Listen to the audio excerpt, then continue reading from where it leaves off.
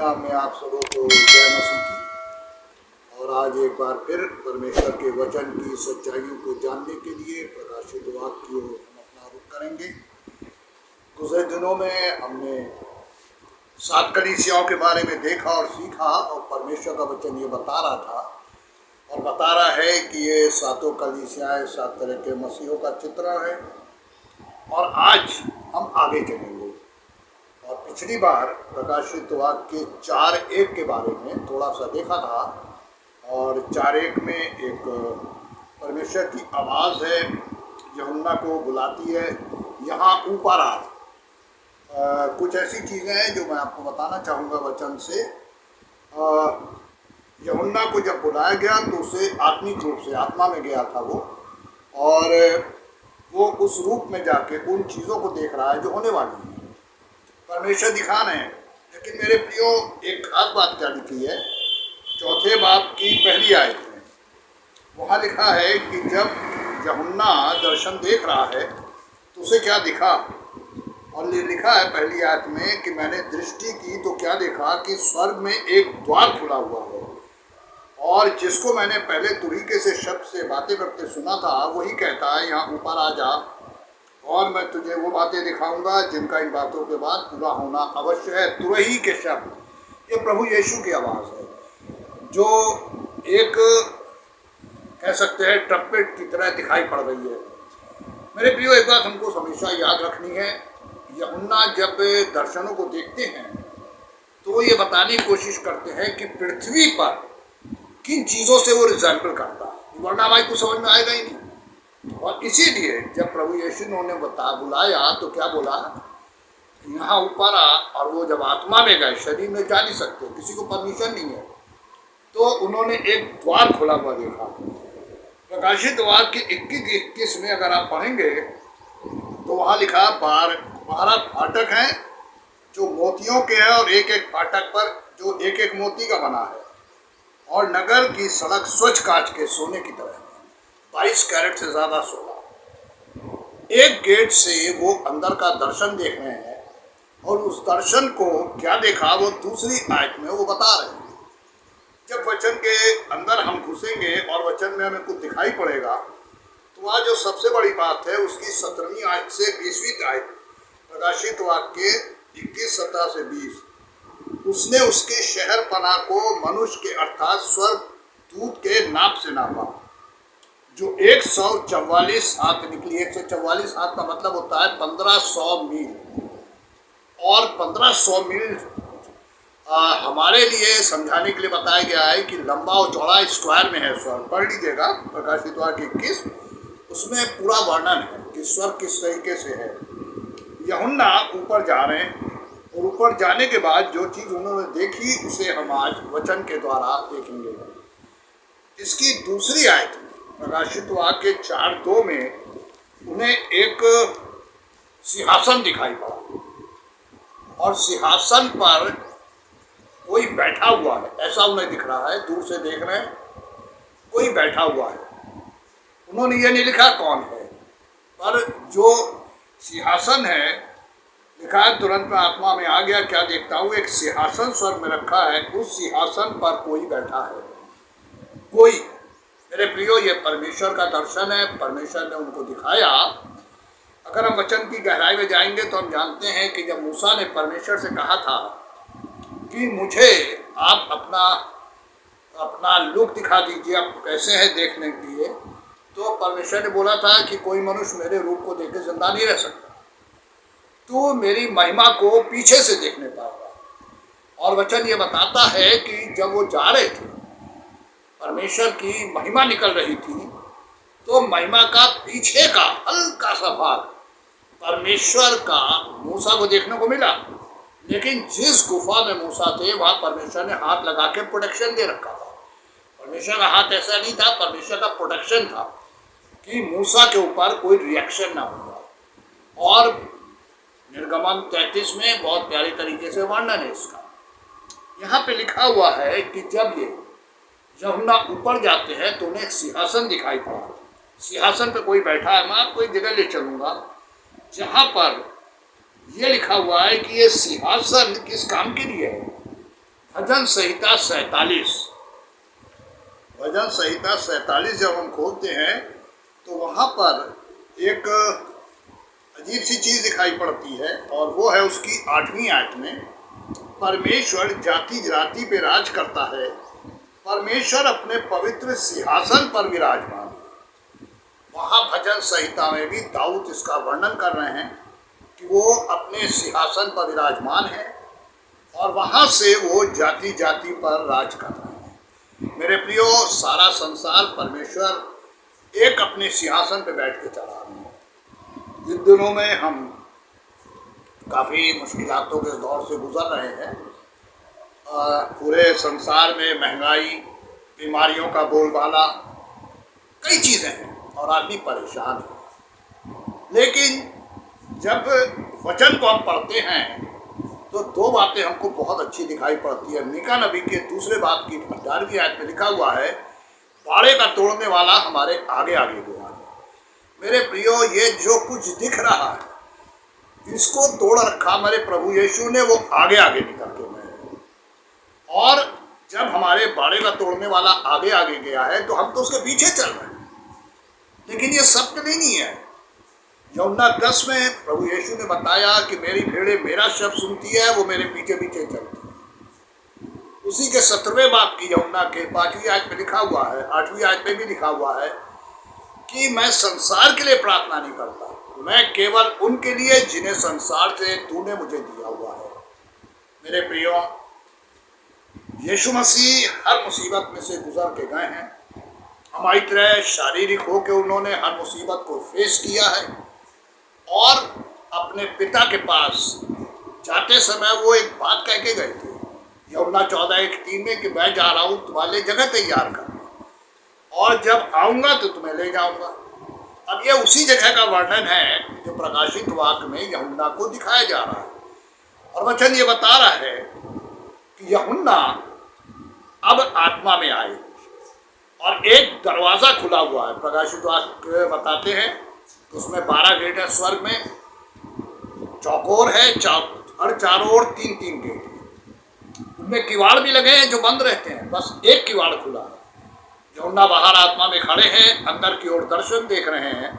और उन्होंने क्या देखा? चौथे बाब की दूसरी आयत में लिखा है कि मैंने सिंहासन पर बैठे हुए किसी को देखा, और उसका वर्णन उन्होंने क्या किया है कि जो बैठे थे, दूर से जो लाइट रिफ्लेक्शन आ रहा था वो 2 कलर में था। और वचन बताता है कि वो यशब और मणिक 2 कलर में परमेश्वर का ड्रेस दिखाई पड़ रहा था। यशब, अगर आप सोच सकते हैं कि यशब इंग्लिश में जैस्पर कहलाता है, और इसका रंग होता है चमकीला हरा। परमेश्वर के सिंहासन के चारों जो रंग है वो चमकीला हरा है, जो यूहन्ना ने हमारे लिए लिख के बताया। और दूसरी चीज़ क्या बताई उन्होंने? मणिक। मणिक है सरदीस, और ये होता है लाल और ब्राउनिश कलर का। यानी परमेश्वर के चारों जो वातावरण है वो 2 कलर में बना हुआ है, एक हरे रंग का है और एक लाल और चॉकलेटी कलर का। यूहन्ना इस बात को सिर्फ इसलिए लिख रहे हैं कि हम परमेश्वर की पवित्रताई को महसूस कर सकें। और मेरे प्रियो, परमेश्वर के इस दर्शन को उन्होंने देखा, हमारे लिए लिखा, क्योंकि प्रभु यीशु यही जगह तैयार करने को, और अब आएंगे हमको ले जाएंगे। लेकिन वो लेकिन को जाएंगे। मेन चीज़ ये है, बाइबल कहती है कि ये वो हैं जो संसार के क्लेश से निकल कर आए हैं। अब ये क्लेश है हमारे सामने, ये जो बीमारी, महंगाई, हर तरह की प्रॉब्लम आई है, क्लेश है, और इससे हमें जीतना है। अपनी ताकत से नहीं जीत पाएंगे, हमें जीतना है वचन के द्वारा। और एक बात हमेशा याद रखनी है कि वचन ही हमको आसमान पे दोषी भी ठहराएगा, और इसी वचन के द्वारा हम धर्मी भी ठहर सकते हैं। मेरे प्रियो, आपको एक बात और बताना चाहेंगे कि जब चेले नाव खेते हुए जा रहे थे और प्रभु यीशु प्रार्थना करने चले गए थे, तो एक अजीब सी सीन थी कि चेलों ने क्या देखा? लहरें उठ रही है, नाव डूबने वाली है। तो चेलों ने क्या देखा कि यीशु मसीह बगल से निकल के जा रहे हैं, और चेले चिल्ला पड़े। उन्होंने सोचा कोई भूत है। वो ये भूल गए कि प्रभु यीशु उस तूफान को पहले फेस करने मांग रहे थे। ताकि चेले डरे ना। हमारे प्रभु की तो आगे जान है हमारे, वो हर चीज को फेस करने के लिए तैयार है। पर आवश्यकता इस बात की है कि क्या हम प्रभु पर भरोसा रखते हैं। मेरे पास दिन भर फोन आते हैं प्रेयर के लिए। कल एक जवान बच्ची का फोन आया, उसने मुझसे एक बात कही कि अंकल मेरे लिए लॉ लगा कर प्रार्थना कीजिए। औरंगाबाद से हो रही थी। मैंने पूछा वजह क्या है, बोली अंकल मुझे बहुत ज़रूरत है। मैंने कहा तुमने मुझसे तो कहा लॉ लगाकर प्रार्थना कीजिए, लेकिन क्या तुमने खुद लॉ लगाकर प्रार्थना की? कह लगी अंकल मैंने पढ़ा है बाइबल में लॉ क्या होती है।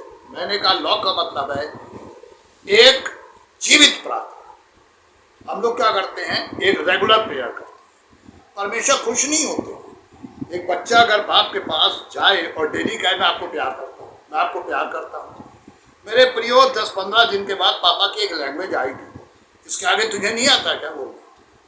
वैसे अगर परमेश्वर से ये बातें एक रटी हुई लैंग्वेज में कहेंगे, क्या परमेश्वर उकता नहीं जाएंगे?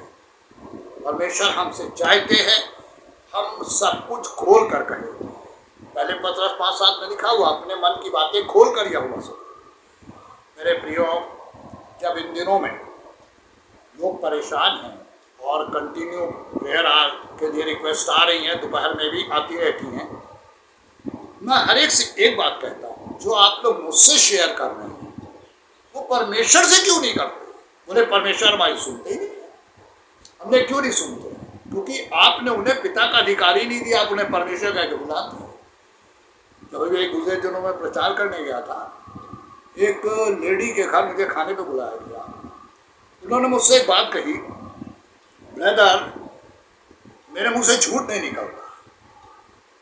एक 5 साल की बेटी उनके बगल में बैठी हुई थी, वो मुस्कुरा रही थी मुझे देख के और अपनी माँ को देख के। मैंने कहा अच्छा कभी नहीं निकला? कहीं नहीं, कभी निकल जाता होगा, वैसे 99% झूठ नहीं बोलती।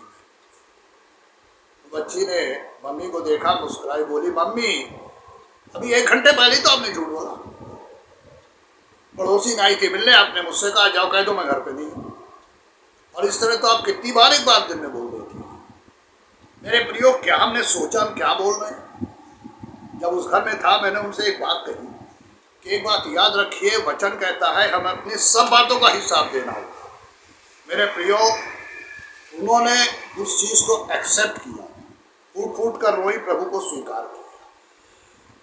इन दिनों में यूहन्ना एक दर्शन देख रहे हैं स्वर्ग का। परमेश्वर बैठे हुए हैं, स्वर्ग खुला हुआ देख रहे हैं एक दरवाजे से, और वो संचालन कर रहे हैं पृथ्वी का। बाइबल कहती है उनकी निगाह हमको ढूंढती रहती है, वो देखते रहते हैं हमको। क्या हमने कभी सोचा है कि जब हम बर्बाद होने लगते हैं तो उनकी आंखों से आंसू निकलते हैं? पढ़िएगा रोमियो 11:21 में कि अपनी प्रजा के बर्बाद होने से खुश नहीं होते। वचन कहता है उनकी आंखों से आंसू निकलते हैं। हमें वो इतना प्यार करते हैं। पर हमारी प्रॉब्लम क्या है कि हम प्रकाशित वाक्य या प्रभु यीशु के फॉलोअर कहला के भी इस बातों में विश्वास नहीं करते। अरे हम तो यहाँ परदेसी हैं। पौलुस लिखते हैं, मूसा लिखते हैं, पतरस लिखते हैं कि हम संसार में परदेसी हैं। ये तो हमारा टेम्परेरी हाउस है, जब तक जिंदा रहेंगे। इसके बाद क्या होगा? वचन में लिखा किताबें खोली जाएंगी और फिर एक किताब खोली जाएगी, किताब जिनका नाम जीवन की पुस्तक में लिखा है। किताबें जो हमारे कामों की होंगी और हर एक को उसके कामों के अनुसार बदला दिया जाएगा। अब जबकि हम प्रकाशित वाक्य के ऊपर गौर कर रहे हैं मेरे प्रियो, आने वाले दिनों में आगे चल के बहुत कुछ दिखाने जा रहे हैं आपको। इस चौथे बात की पहली आयत में यूहन्ना का ऊपर जाना, आत्मा में देखना परमेश्वर को, और दूसरी आयत में उनकी भव्यता का वर्णन। और परमेश्वर के इस वचन में एक आयत और बताएंगे आपको जल्दी से, इसकी तीसरी आयत, वहाँ लिखा हुआ है जो उस पर बैठा था वो शशब और मणिक सा दिखाई पड़ता था, यानी उसके चारों ओर ग्रीन एंड रेड कलर का सब कुछ था। और फिर क्या लिखा है कि उनके ऊपर मेघ धनुष सा कुछ दिखाई पड़ रहा था। मेघ धनुष आप जानते काहे का चिन्ह है? रेनबो। ये है सारी सृष्टि के हर सीजन के ऊपर परमेश्वर का कंट्रोल है।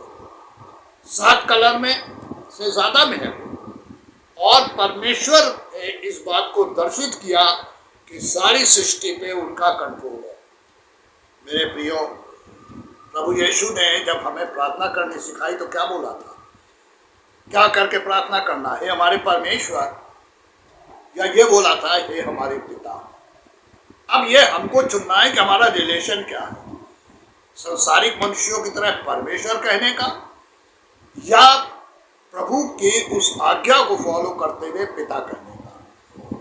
जबकि हम अब प्रभु यीशु लेने आ रहे हैं हमको, क्योंकि ये सारे चिन्ह मैंने आपको बताया कि सारे घोड़े छोड़े गए, एक घोड़ा बचा है सिर्फ, और 2 खास घोड़े हैं, एक काला, एक पीला, एक लाल, ये 3 खास घोड़े हैं और तीनों अलग अलग दर्शित कर रहे हैं। पीला मौत का सौदागर, काला घोड़ा ब्लैक मनी और लाल घोड़ा खून खराबा।